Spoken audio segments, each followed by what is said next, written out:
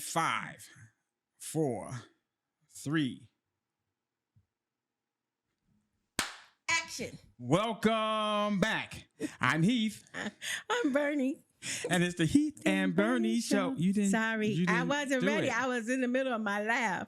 I don't know why I get so tickled by the beginning of this thing that we do. It's just funny to me, and I can't believe we do that. But I get tickled every time. We do it, embrace it. We're not doing this over again. We're not gonna do it over. So 1, 2, 3. It's the Heath and Bernie show. See, we messed up. I didn't know that that's what you was wanting me to do. I thought you just said we're not doing this over again. Then you start singing. We're not going to do the introduction over again. Okay, now I'm clear. I'm Heath. I'm Bernie. And it's the Heath and Bernie show. Yeah.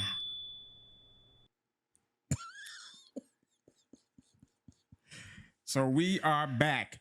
We are a Black Christian married couple, been married 25 years, and we eat together and do things together, go travel together, and we watch YouTube videos together. And this episode, we're going to be talking about the Kirk Franklin YouTube video that we saw about Father's Day. I know a lot of y'all have heard it.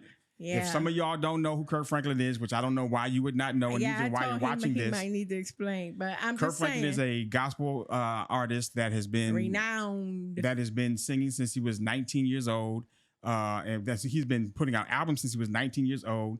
It's been 30 some odd years in the career, and he's got every award that there is to be known to in the gospel arena and in the music arena. So he had a video, and Bernie put me onto this video. I was working, minding my business. Well, yes, I did put you on it, but when I sang last Sunday, some of the praise and worship members, LaShawn and Brandon, told me about it. They were talking about it, and they're like, "You haven't seen it?" So I was like, "Oh no, I gotta see." I said, "Where is it?" And they said, "It's just on YouTube. Just go." So I was, and you know what? It's funny that they said that because I've been running when I was on YouTube. I would see this little boy. Yeah, I saw that too. I was like, I don't know what Father's Day or what that is. I never clicked on it, but when they said that to me, and then I said, "That's what that little boy is that's been running across." I never clicked on it. I'm like, "Oh, that's it right there." So it had been coming across my feed, but I was doing nothing with it. So it's a video about Kirk Franklin's new album that he's now entitling Father's Day. And Bernie's friends told her about it. Her praise worship members told her about it. They were like, "Oh my gosh, we were crying." Yeah. And so Bernie decided to watch it while I was at work one day. Yeah. And all I kept hearing was this man say, "What? What? What?" I said, "Heath, oh my God. What? What? Yeah, from 99. What? Yeah. What? What? What? I was like, what is going on? I was like, you have to watch this. Oh my gosh. So. And then I hear Bernie go like, "Oh my God. Oh my God." It was so sad. What? I was like, what is going on? So then I came upstairs. She's like, "Oh my God, Heath," and blah, blah, blah. And I tried to explain it up to him to that part of when Kirk found out who his father was. So given the synopsis that you gave me. Basically, as he said, Kirk was starting this album in March 2023.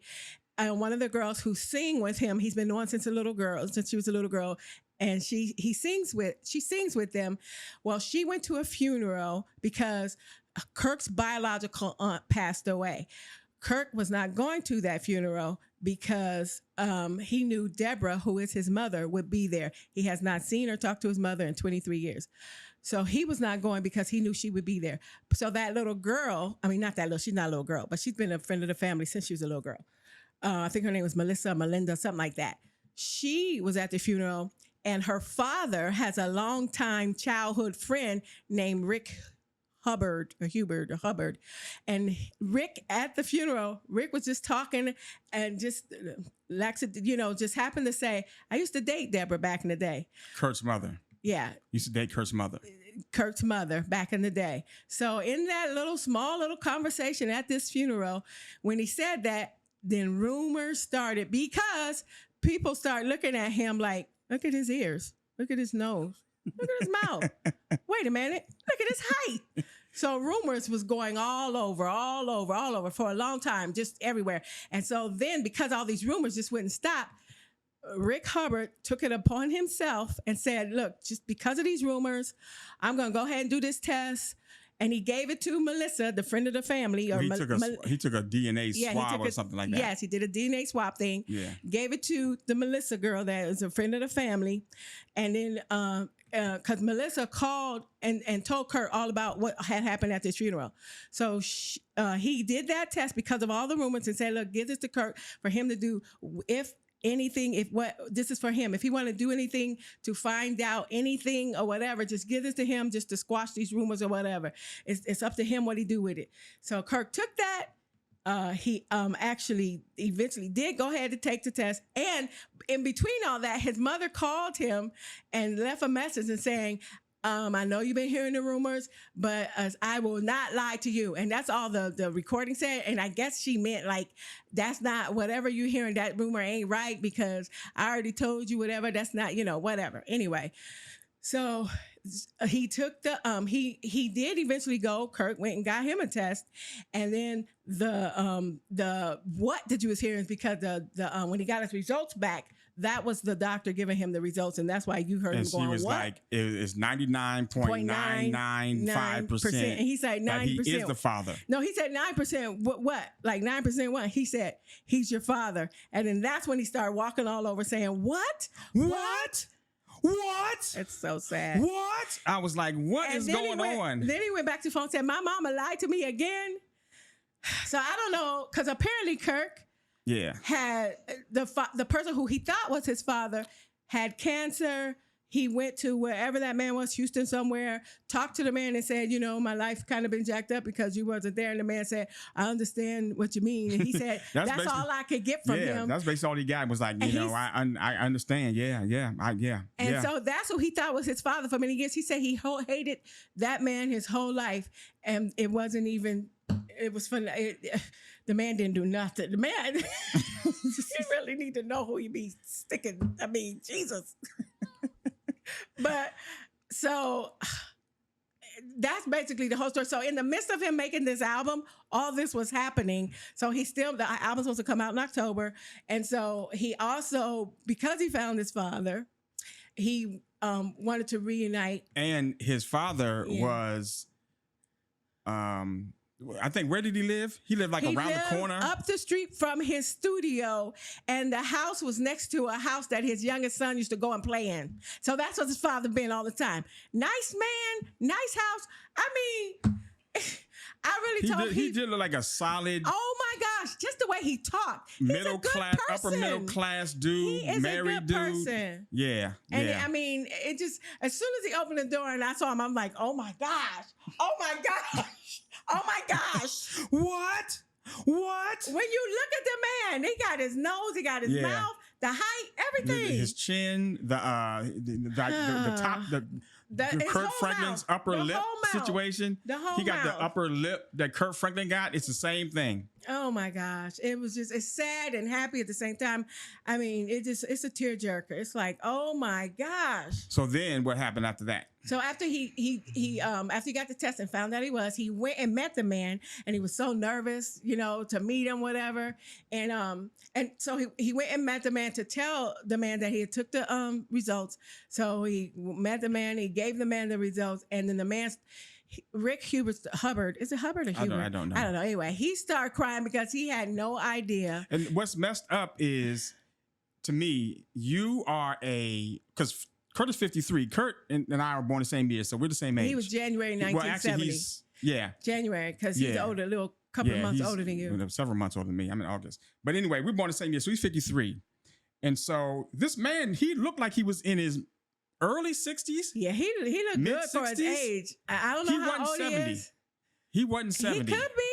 He could just look good. I don't think he was 70. He gotta be. So, I mean, so he had to have Kirk. He said they was kids. He may have been 15, 14 years old. Yeah. Because, he said that when Kurt asked him, like, so this is a small neighborhood and you didn't know about any other there was little no boy, talk. like her being pregnant. He's like, I did not know. I mean, it was a long time ago. And I was a kid and I don't remember, but I don't remember there being any news about anybody that was pregnant, that was around, or that was having a baby, or that I could have been a father to somebody. There was never he's never had any kind of thought in his mind that he had any child anywhere out there women that he did not know about. Yeah.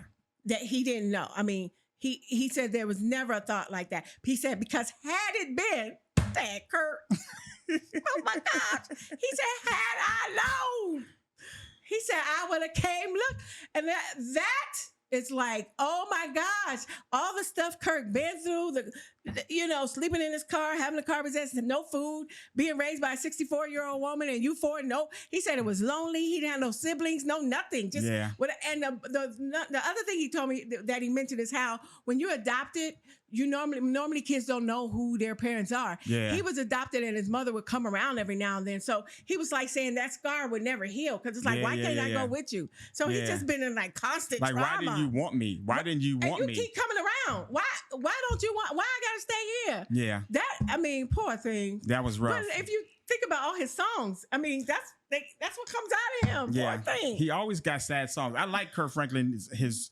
music. I mean, throughout his whole career.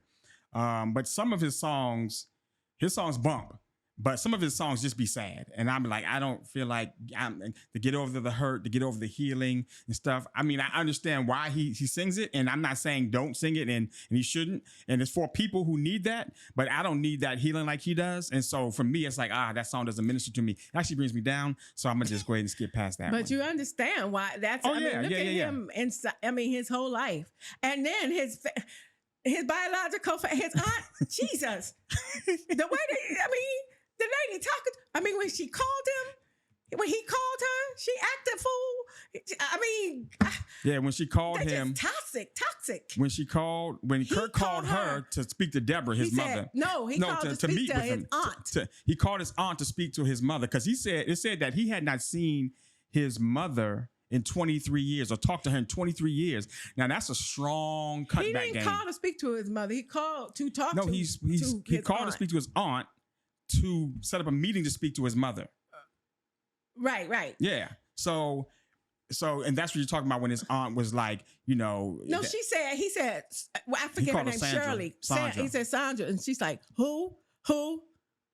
And he's like, Sandra. She's like, okay. And I was like, he's like, oh, that's what we doing now? No, he said, I'm not going to get into how you talking to me because I don't got time right now. I don't even got time to deal with it. But everybody know you got that side of the family that's toxic like that.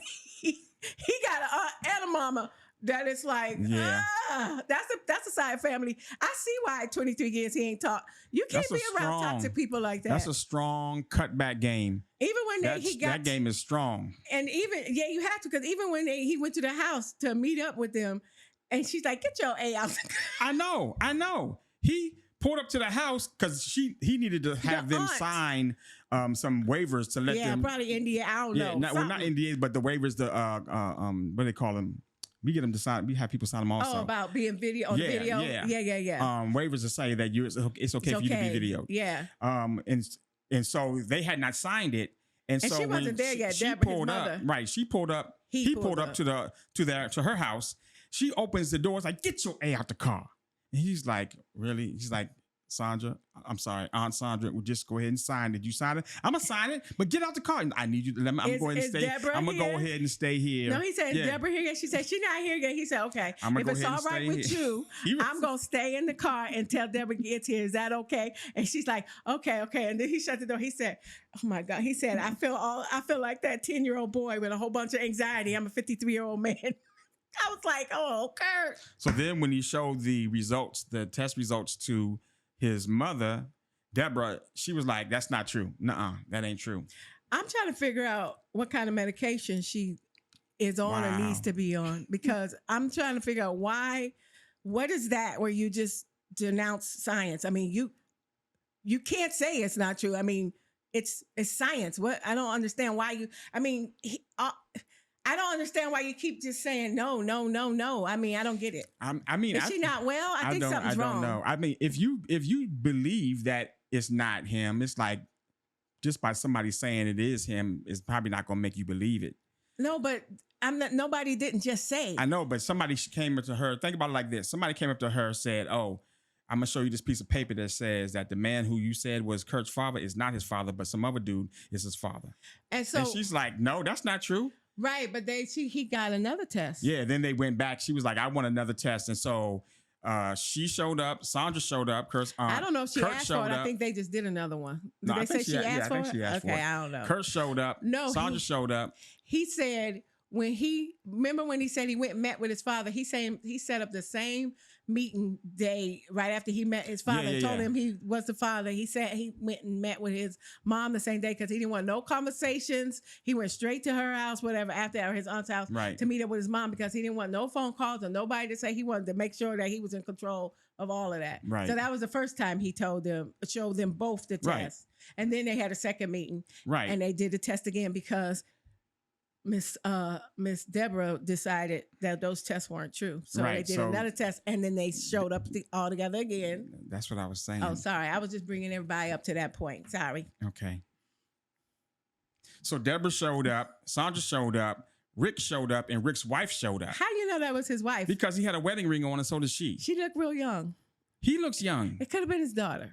Why would his daughter show up with a wedding ring on and his wife not be there? Especially when you find it out. Oh, he is married. He is married. Especially when you find it out. Okay, is this man your son? She looked really young. Yeah, I know. Yeah, they did look really young. Yeah, and so he showed up. They all showed up, and then they took the test again. And you are the father. And she's like, I don't believe it. And he's like, ho ho ho ho ho ho ho. No, then his father. I love the way his father was talking. He was like, I have enough love in me. Kirk could have had a different life. Anyway, he's like, I got enough love in me for you and whoever else you choose on your time to be around or want me to be around, whatever. I mean, he said everything right, which makes this whole thing like, oh my gosh, it's a good man. He's a good guy and a good man. Yeah. And he would have looked for him. He would have took care of him. Kirk didn't have to be homeless and living in his car and being lonely. And the man would have took him himself.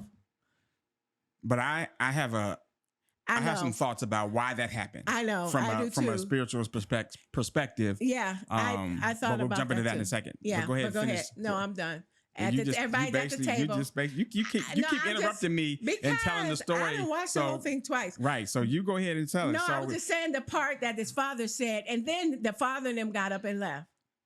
The father and the wife, because he said, then they hugged, remember, at the table. But didn't she say, I still don't believe it? Right, but that was after. So he dealt with the father first. Already? Right, and the father said his thing and said, look, this is, I got enough love in me, but da-da-da, and whatever, hugged him and his wife, walked out, and then Kirk dealt with the mother, Miss Deborah, yes. Yeah. And said, are you still trying to say, the little 10-year-old boy in me needs to hear. I don't understand why that woman, and then the sister said, he just wants the truth. Yeah. I don't understand what's wrong. That's why I said it's something, medication. There needs to be some medication or something that needs to be given or something. Because what do you think? Why do you think she just kept saying no? See, I don't want to. I'm being intentional about not talking about people. Okay. You can, but I'm being intentional about not talking about people because, as you know, when we work with our clients, there's a lot that goes behind the scenes. There's a lot of stuff that has happened over time that has triggered and caused people to feel the way they feel and act and do the things that they do. And I don't know her story. So to her, I always would approach. But what did he, did he tell her story? Like I don't know if she. They didn't. I don't know what her story is. Like back in the day, not on this. I don't know what her story is. Oh, not on this thing. But has there been a story told about him? I don't know. I don't know either. I don't know it, and I'm careful not to. I don't know the story, especially when this subject matter is so sensitive and it's so critical to like the family dynamics of a whole of 3 generations. It's so sad. So I'm intentional about not trying to say anything negative about her or about what it is that she. Is that negative when I say medication? Because I truly think she might need If that's how you feel, that's how you feel. This is just how I feel.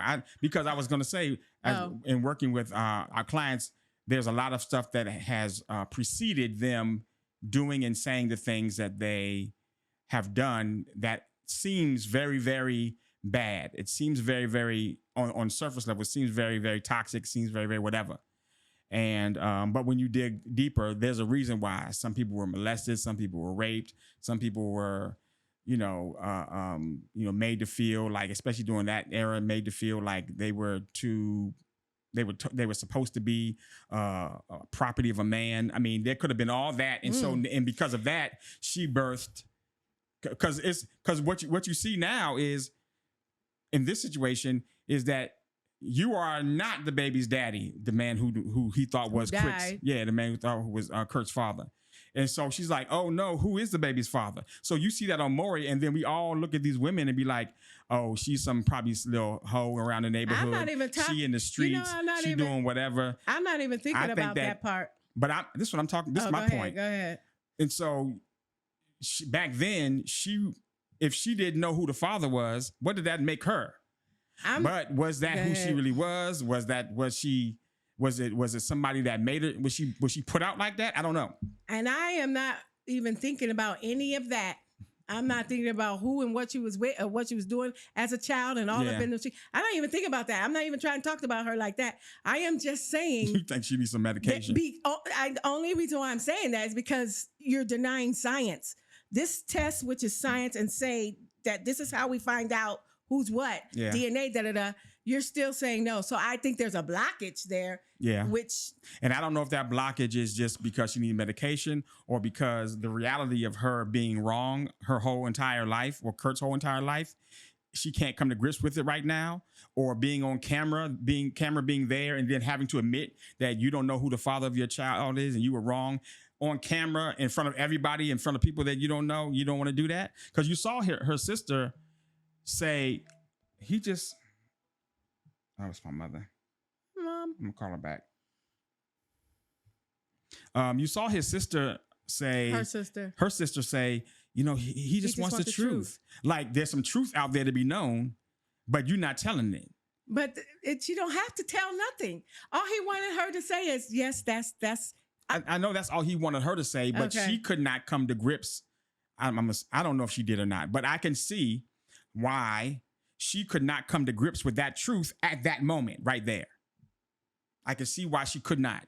Because her whole entire life has been I'm just thinking of the paper and what the paper said and it's science. Yeah. And you still and for her it's probably easier for her to ignore and deny that than it is for her to recognize the reality of science and the truth. It's some people err on the side of cognitive dissonance. They just don't want to know, and they don't accept. I mean, you look at all these interviews of the Trump people.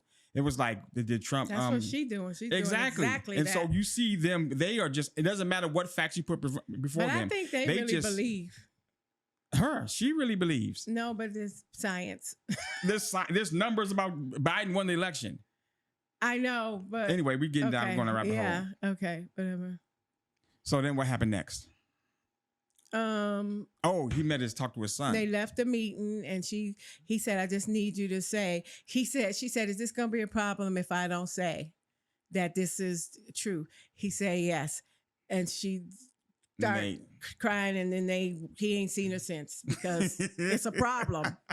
It's a problem. I would see, if your cutoff game of 23 years was strong before that, then your cutoff game of after that is going to be wait a minute, epic level. I don't know how his mother talked to him. That's an easy cutoff game. The way that aunt talked, I'm not going to be around that toxic mess. No, the way that aunt was talking to him, not at all. That was too much. Oh, I didn't fix this. Yeah, that's an easy cutoff game. If that's the way, it's just a toxic situation. But so after that, Kirk said something about in the documentary. It's not a documentary, but whatever. He's Kind of like it is. yeah, sort of like it kind of is that he couldn't find out this information without reaching out to his oldest son, which he had not talked to in like Right. 2 years. So that's another thing. He was estranged from his son, like Kurt was estranged from her son. His son. No, his mama? Kurt's mom was estranged from her son. Uh, Kurt's mom was estranged from Kurt, yes. and he was estranged from his son. Yeah. So he said he couldn't find out this information without sharing it with his son, who he hadn't talked to in a couple of years. This is his oldest son. And so he went and met him. Looked like a hotel. I don't know. Could have been an apartment. Met him. Said I had something to tell him. The son was already on 10. Son was on 100. Like, he know I've been texting you for 2 years. You ain't hit me back. No way. Kirk said, "Do you want to know what I have to tell you?" He said, it's already bad. I know. But whatever you can say, I know it's bad. I was like, dang. He on 100 already. So that relationship was so contentious already because he hadn't even talked to him in like 2 years. And so, but Kurt was very calm. He's like, I understand we got stuff that we got to talk about, but I think, what I want to share with I'm you. What I'm getting ready to show you, I think it's going to help. Help and affect everything. It's going to change everything. So he handed him the phone of when he found out the results of the DNA and I like test. how he did it. He didn't tell him. He showed him. He just showed him. He gave him the phone and a video. This is what is happening. And it was a video of him. And it was a video of him. What? What?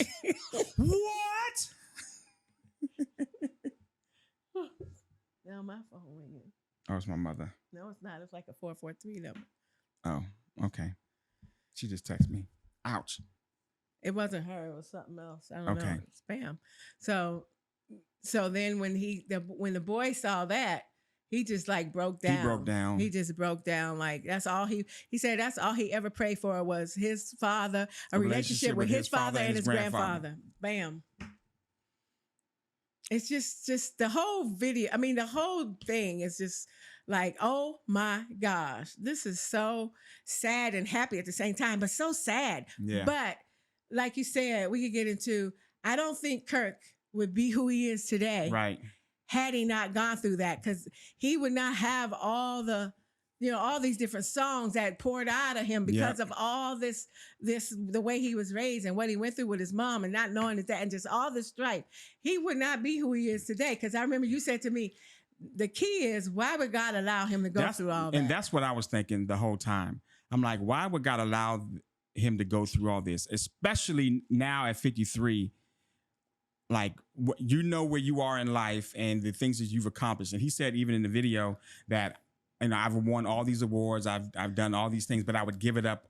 I give it all up if I could just have a relationship with my father. And he even told that man who wasn't his father, or he told somebody this. Yeah, he told him that. Oh, yeah. he said that he's been in rooms with, like the number one this and the big star this, whatever. But he really was the most insecure person in the room. Yeah, because he didn't have a relationship with his father. Yeah, that's and I have a relationship with my father, and it's never been a bad relationship. So I don't know.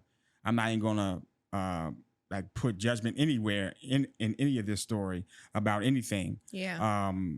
But I don't know what that's like. But I do know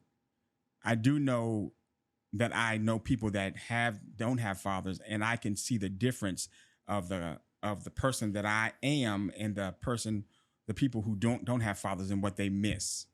Yeah, and I've only been able to identify that through like our couples and through you. Actually, yeah, I didn't grow up with a father. Yeah, and I think it would have made a huge difference in my life had I had like,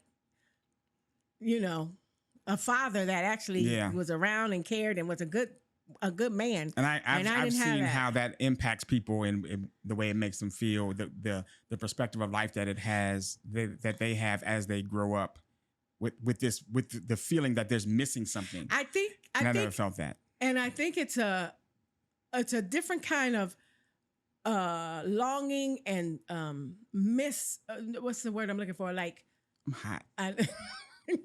Is the things moving? Oh no, that's because you got. Yeah. Anyway, the fan is turned toward a different I'm direction. Good. Okay, but I think wiping sweat. I think it's. You good? I'm good. Okay. You want to slap yourself some more? I'm good. Okay. I think it's a different kind of longing between a girl and a guy. It's a different. What do you mean?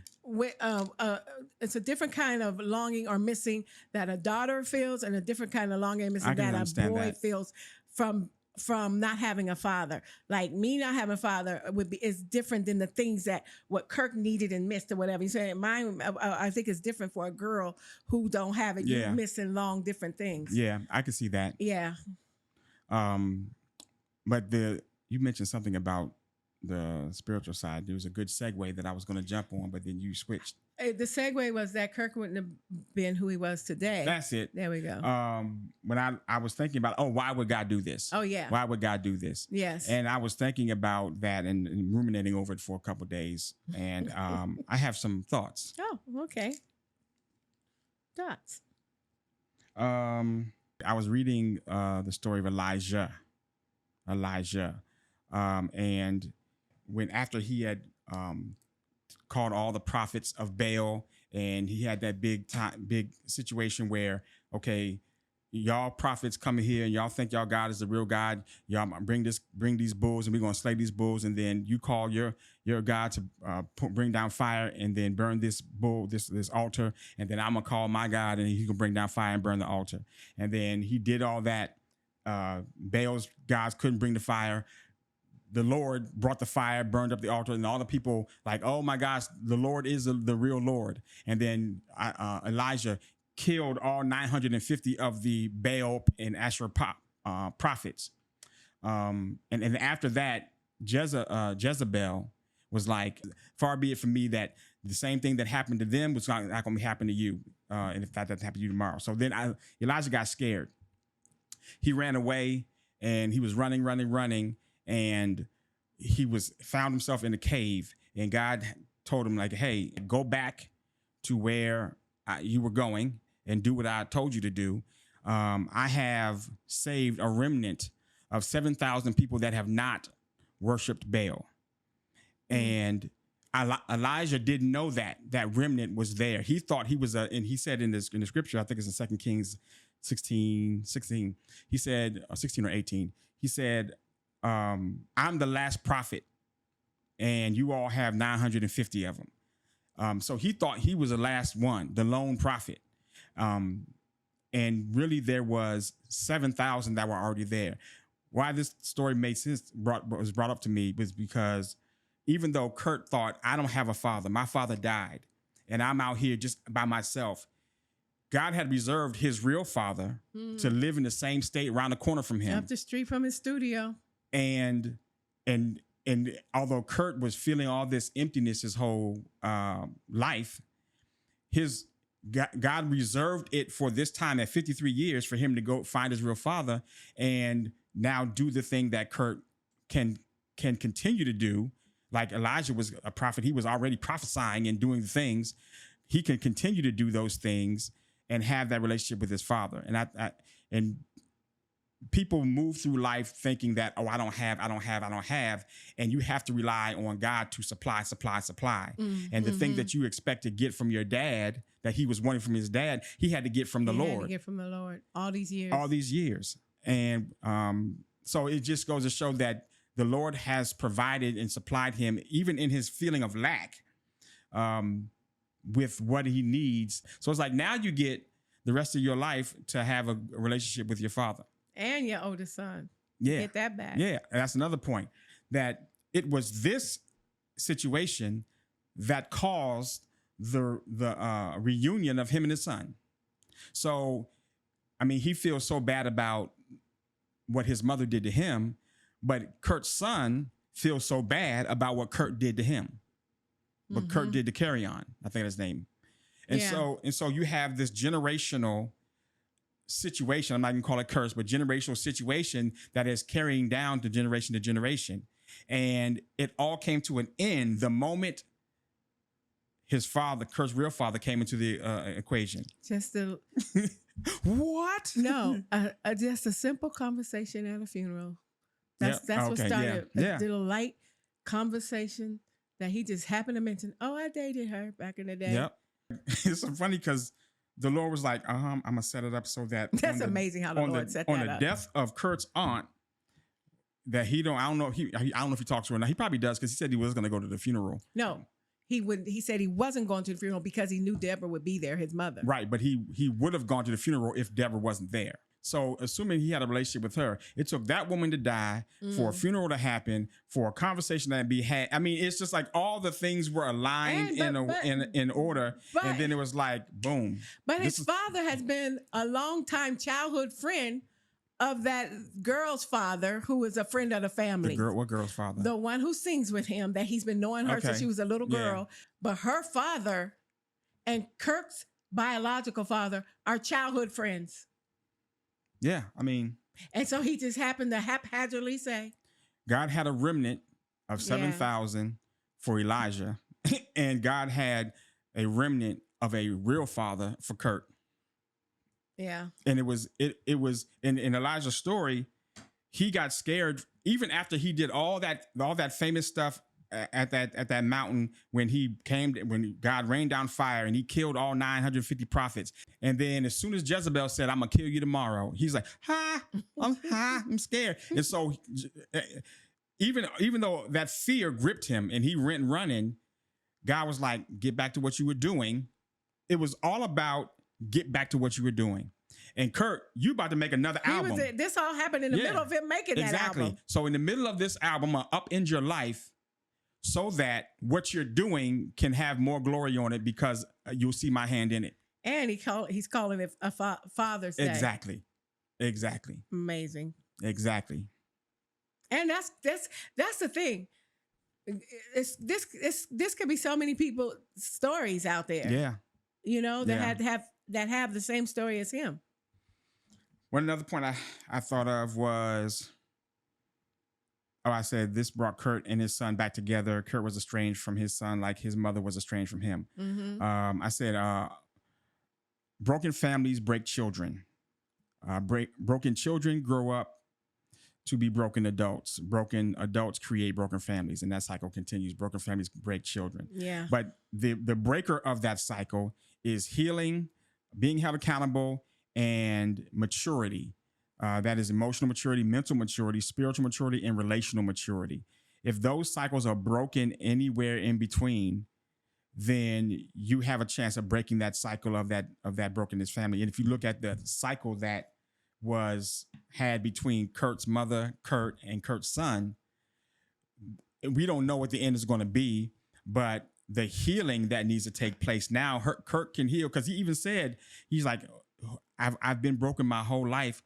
Who am I whole, or who am I healed? Well, who am I well? So he doesn't know what he is well, but now the thing that he has felt a lack of his entire life, he has it. And so he can now begin to unpack that wellness. He said he has a therapist. He's his therapist's longest client. And the things that he is doing in therapy will probably help give him that healing. He can now get healing from his son. Rick is now starting to talk to the grandson Carry On to help him on his journey. Yeah. So that healing can break that cycle. Yeah. It's amazing and happy for him.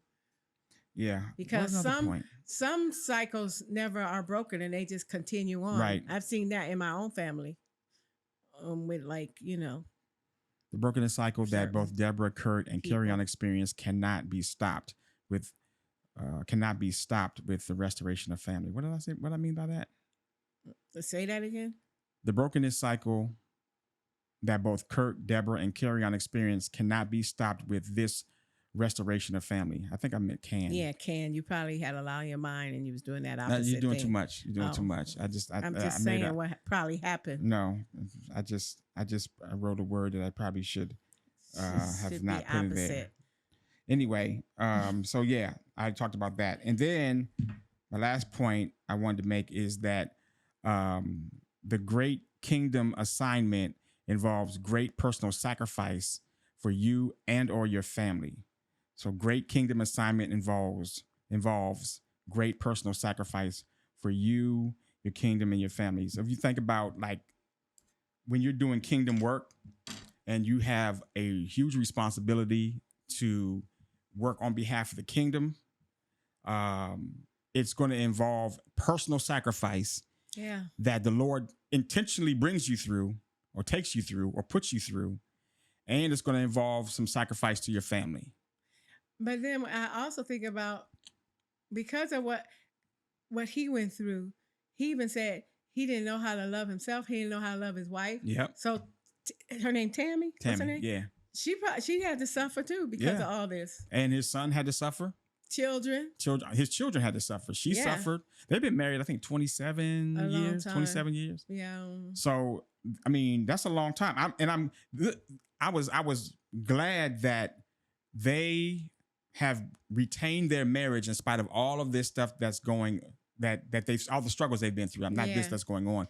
In spite of all the struggles they've been through their entire marriage. And I saw an interview with Kevin on Stage and Kurt and Tammy and Melissa. Kevin on Stage, Melissa, Kurt and Tammy. Mm-hmm. And they talked about their challenges as they were dealing with like kids leaving the house, because I think their kids are in college now, and then Carry On is out the house, obviously. They're empty nesters? Yeah, they sold that house remember that house that he did that challenge in? Yeah, that house they did a challenge in, they sold that, or I think they got rid of that, and they live in a condo.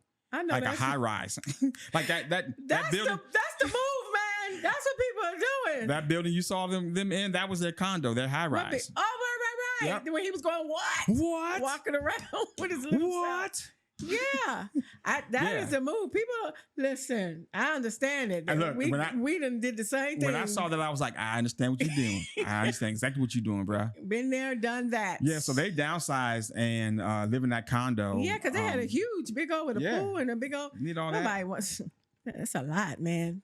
But they've made it through all of that and weathered all those storms, and they get to now go through this journey together. It's not a situation where she's divorced and she got another situation. She was right there with him. Yeah, they can go through this together, and it actually makes the healing more complete, because you don't have to ask forgiveness for a broken marriage, at least, because of all this. Yes. Yeah. You weren't a healed man. That wasn't part of the equation that God was trying to, that ain't what he was trying to get the glory of, that part. Which makes it even more sweet, powerful, and sweet and powerful to me, because it shows that even though they even said how sometimes they were on the verge of getting divorced, how they still made it through. But the examples that I wanted to give about the great kingdom assignment involves great personal sacrifice in your family. I wrote down a bunch of people who experienced this. So Moses ain't want to speak. He was like, I don't speak that way. I completely understand Moses. Good. Me and Moses are like this. And so he had to deal with his insecurity, to the point where he told his, I think it was his brother, Joseph, not Joseph. I can't remember his name. Aaron. I think it was Aaron. He was like, let him go speak. He's like, no, I chose you, dude.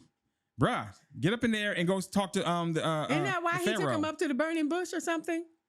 Because he was talking about he couldn't talk. And so... No, that wasn't. But he did take him up. Remember, he took him up to this burning bush to tell him to do something. Remember the burning bush and Moses went up? Yes, I don't think that was Moses, though. No, that was Moses. Was Moses the burning bush? Listen. Okay, all right. If I know anybody, me and Moses is like this, because we don't like to talk. Moses was at the darn burning bush. Yes, the burning bush and Moses. Yes. But I think he was up there trying to say, I can't talk, and he's like, I don't care. I was thinking about the father that took his son up there to... That's Abraham. Kill him. Yeah, I was thinking about Abraham. Yeah. I was like, hold on. He went up there to kill his son, not the burning bush. No, the burning bush, Moses, yes. What was I saying? The Moses, he didn't want to do that, and so that was a personal sacrifice to him, so he had to get over that. And I understand. I felt some type of way that when God was talking to Moses, he was like, dude, I'm telling you to do it. Stop saying no and just go ahead and do it. But then I was like, that's what we be doing all the time. All the time. That's what we be doing all the time. But because he had a great kingdom assignment to lead all these people, and think about his whole story about how he became the leader. Moses. Yeah, he was abandoned. He was abandoned at birth, found in a river. But wait, what killed me about that story, I love it. God is so funny. The way the person who found the baby was the king's wife. King's daughter. King's daughter brought it to the mother. But that lady's like, I need to go find I need to find somebody to feed this baby. The girl ran and found the boy's real mother. She said, go to the field, find somebody with some milk in their breast. Why they go and get the baby's mother? Yep. I love See that. how God worked that whole thing Lord, out. I was like, he is something else the way he be working that stuff out. So that was Moses' personal sacrifice, and then he ended up killing somebody, dipping for several years, and came back to lead out the people. Abraham and Sarah. Abraham was told to take your stuff and go. Where you going? Just go. Don't worry about it. And so he ended up in a land where these people was like, they were some ruffians. And Sarah was looking good, and Abraham was like, I'm gonna get killed if they find out that you my wife. They gonna kill me and take you. So what I need you to do is act like you're not married to me. No, my sister. Yeah. You're not married to me. You be my sister. And so they was like, oh yeah, let me get her. And so basically, Abraham pimped his wife out. Yeah. You always describe he that. Pimped like his that. wife out because after they found out it was his sister, they was like, why you lie? It's like, why you lie about this? Take here's a whole bunch of stuff because I don't want your God mad at me. So they gave him a bunch of money, treasure, goats, cattle, whatever, and said, get out. And he took that. It happened another time. He was like, you gotta be my sister again. I'm sorry. He did it again. They said, oh my Abraham. gosh, why did you do that? You almost got me killed by your God. Get out. And he'll take all the stuff. So now he done pimped his wife out, and he has 2 treasure troves of cattle, gold, money, and that's why Abraham was so rich. For real? Yes. Oh my gosh. So his great kingdom assignment to be the father of all, Father Abraham of all Christendom. Yeah. Involved him pimping his wife out. Why you say it like that? Don't nobody like to talk about that. I don't like the way you say it. Joseph, Jacob's son, got killed, got thrown in the ditch, left for dead. Yes. And then they was like, oh, please don't kill him because he's our brother. Okay, all right, we'll sell him into slavery then. So they sold him to some Ishmaelites, and they took him to Egypt. He became a slave in the Potiphar's house, and he was so good and so smart and so administrative. She's like, oh, and you look good. Him. She tried to get with him. He's like, no, get off me. She lied. So he ran. Then he was in jail. Yeah, he ran, and she's like, oh, he tried to rape me. He tried to have sport with me. Oh my God. They put him in jail. And then in jail, he excelled in there, and that's where he met the king's cupbearer. And the king's cupbearer, he told him about the dream. Yeah. And then he went back to the cupbearer, went back to the king and completely forgot about his boy who told him about the dream. And then 2 years later, when Pharaoh had a dream, cupbearer was like, oh, snap, I got this dude in jail. He told me about a dream. Let me go get him. Pharaoh got Joseph, told him about the dream. Joseph was like, oh, this is what's going to happen. It's going to be 7 years of famine, 7 years of harvest, 7 years of famine. Go ahead and prepare up. He's like, is anybody in here more smarter than this dude? No? Okay, I'm going to put you in charge of everything. He raised up. Then that famine that hit that land over there in Canaan where his peoples were, his sellout brothers and his daddy, they was like, oh, we need to go to Egypt because they got food over there. And then that's when he found out that all his... So that long story about how he had to eventually rise to power took 13 years of his life of in jail. But listen, what you're telling me is that everybody's story to get from here to there, it ain't no peach cobbler, ice cream, praline, basket ride. It ain't smooth. Why are you talking about dessert? Saying, good Why stuff. you bring up dessert? I don't know. Look at me. Hello. Thick girl magic. Come on now. Listen.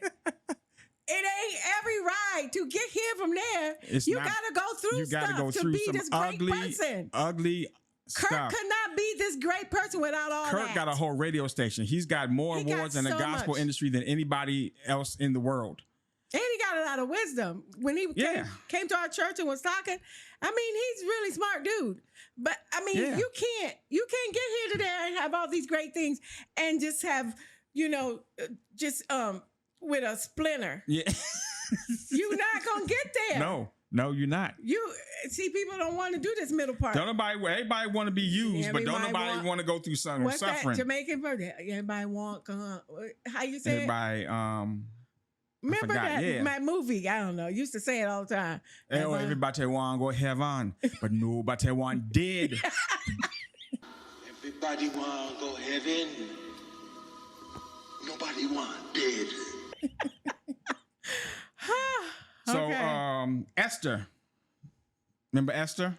She struggled because she had to be the wife of Pharaoh.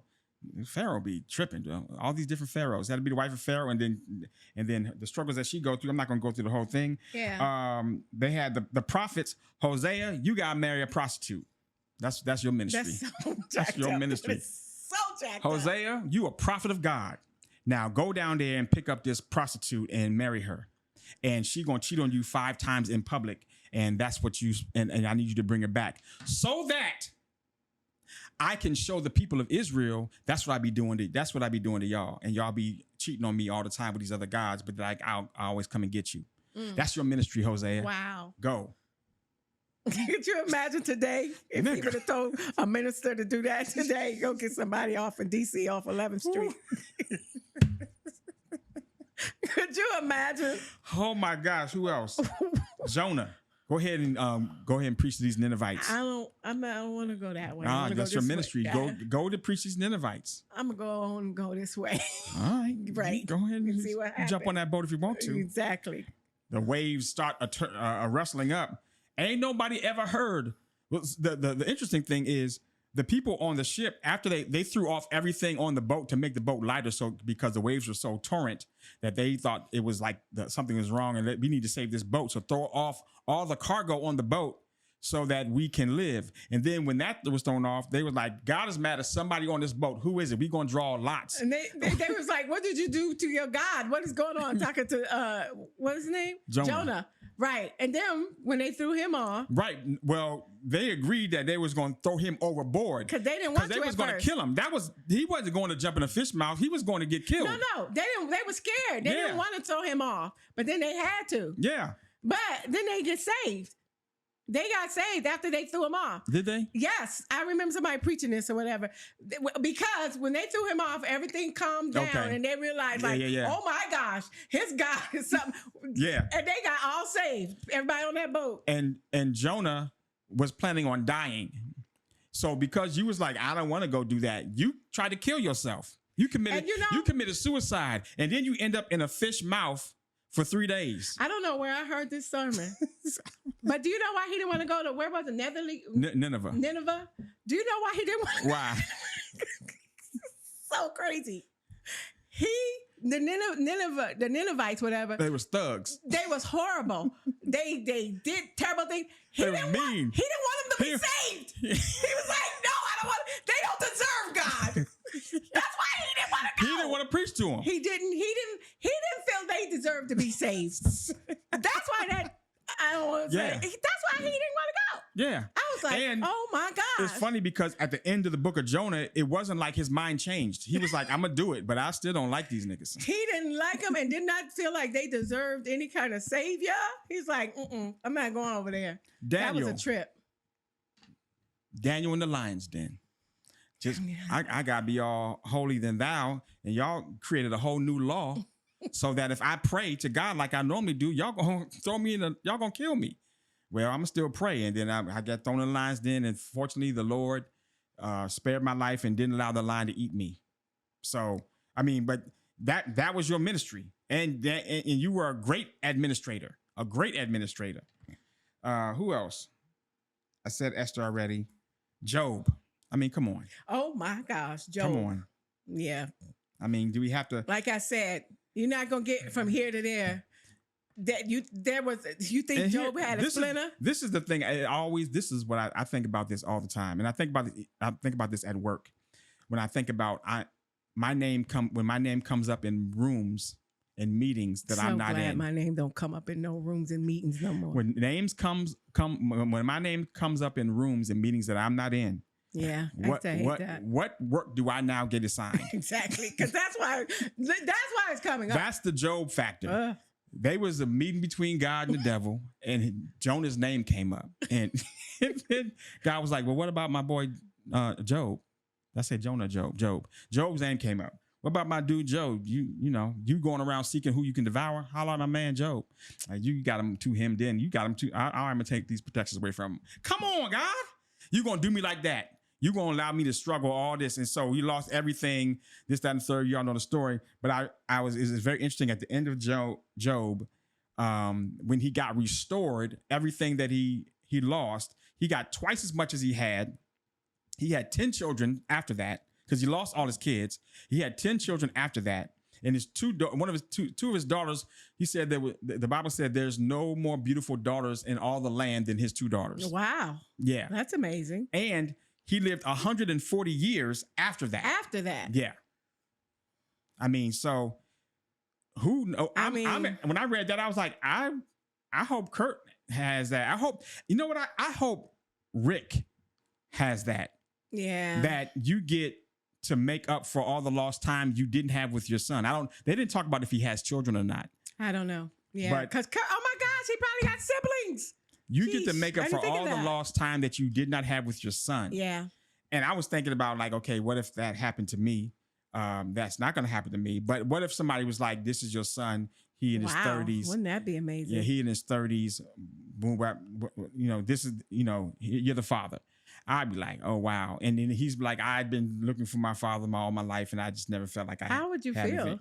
I'd feel like I've been robbed of my responsibility to be this man's father. And I would feel like I would need to make up time, but I know that that's a unrealistic expectation. But I would feel like I would need to let him know who he is or who I am, and let him find out who he is that's a part of me. If that makes sense. I get it. But that would make me sad because I think about how much you pour into so many young men and people in general. Like your son would have missed out, or daughter missed out on all that, even though you've given it freely to a lot of people, which has blessed many people in many ways. And that just would be a shame that your actual biological child would have missed out on all that. Yeah. I mean, I'd have been like, I don't know why. I had a close call one time, but Jesus. somebody who I had been with reached out to somebody to get in contact with me. It was a smooth 8 months after I had been with this person, and I was in college. I think I was a freshman at the time. Well, what happened? Or a sophomore, junior. I was in college. She just wanted to holler at me, just to like see how I'm doing. You sure? Yeah, I was. She got yeah, kids? I was, because I asked my friend. I was like, dude, has she been pregnant? Did she have a baby? Does she have a child? He's like, no. She just wanted to reach out. I'm like, okay, all right. Then no, I still don't want to talk to her. Oh my God. Yeah, because I was done with her then. Wow. Who else? Joseph, Jesus's father. He had to deal with Mary. Now this is like, okay, you say that somebody named the Holy Spirit got you pregnant? It never would have worked in today. Really? That's what you're gonna say to me now? That's what we doing now? That's what you about to tell me the Holy Spirit, somebody named where the Holy Spirit live? What's his address? Let me see this Holy Spirit dude. Holy Spirit, I'm on. He be like the boys. He'd be like, I'm looking for my ops. I'm looking for my op, the Holy Spirit. Where he at? I'm out here. I'm out here with their phone. That's people in Chicago. They be looking for people who are their ops. Ops means opponent, but or opposition. People who are in rival gangs, they call them ops. Really? Yeah, and so they go out. So I just saw one today. Right today, some dude was driving around the neighborhood of his ops looking for a dude to get him, beat him up, kill him. Yeah, that's what they be on in Chicago. They be on it like that in Chicago, and so he'd be like, and they be streaming live. Like I'm out here looking for someone. They be having these masks on and stuff, and then they going around looking for their ops. Anyway, it's terrible. I'd be out there like that. If I was Joseph, I'd be like, where this Holy Spirit at? You need to stop. I'm looking in this neighborhood for my ops. That's crazy. So all these people who had great kingdom assignments, they all had a hellacious road to travel in order to fulfill it. Yeah. And so when you look at the magnanimity of Kurt and the magnitude of Kurt's impact on the kingdom, world. on the world, on the kingdom. Yeah. I mean, everybody got their favorite Kurt song from the 90s, the 2000s, over the last 30 some odd years. That was your lot. And you say, Kurt, that if you've been in all these rooms and you get all these awards and everything, that you would give them all up if you can just be in the room with your father. But God was like, I'm going to make you go through this stuff I'm going to get you all this stuff, and I'm going to let you be in the room with your father. But you just got to wait. Now do it well. Yeah. Wow. So that was my thoughts about the Kirk's journey. It's a rough journey. I would not. My journey, my kingdom ministry must not be that strong. It's not that strong because I haven't had them struggles. But everybody got their own thing. Yeah, but their own story. So if you all trying to be out here, a bastion of hope and goodness, and be on the battlefield for the Lord. Or you looking at somebody's life, say, "Oh, I wish I could be that. Yeah. I wish I could, do what they do or be where they are." Okay, you gotta look at that middle part. Yeah, look at the scroll of all the people that have done it and the people like Kurt who are doing it now, and that's the lot that you have to. And it was funny in Job, he said, the Lord said, "I'm going to pay you back twice for all the trouble that I brought upon you." Wow. The trouble that I brought upon you. So this stuff that you may be going through or Kirk going through or we've gone through, it's like, oh yeah, the Lord brought that. Yeah. Yeah, it's not twisted. I remember there was a sermon that somebody Battle preached, and he was saying the sermon was about the people who were in a bondage. And the message from the prophet was, go ahead and build homes, get wives, have children, and build families. Get comfortable because you're going to be in this bondage a minute. You're going to be here because this is where I want you. So everybody want to go heaven, but nobody want dead. So everybody want to be a Christian, but not everybody want to be used by God and go through all the things you want to do. So give us your thoughts on what you thought about. If you have not seen it, you got to go see it. You got to see it. It is so good. We done told you all about it, but you still got to see it and experience the emotion yourself. You might. You might shed a tear. It is so good and sad, and you just like, oh my gosh, it's good. It's good. I think I watched it twice. Yeah, I just watched it one time. Yeah, halfway standing up because I was at work officially. I know, and I called him in the room like, you got to see this. Anyway, let us know what you think about the story. If you saw it, give us your comments. Give us your comments on what it is, what we shared about it. Our thoughts about it. We'd love to know what you had to think about it, or what you thought about it, or had to say about it, or felt about it. And you put it in the comments. And then if you found some interest or value in this video, please like, comment, and subscribe. Do all the YouTube things that you typically do. All right. See you in the next one. Bye. We out.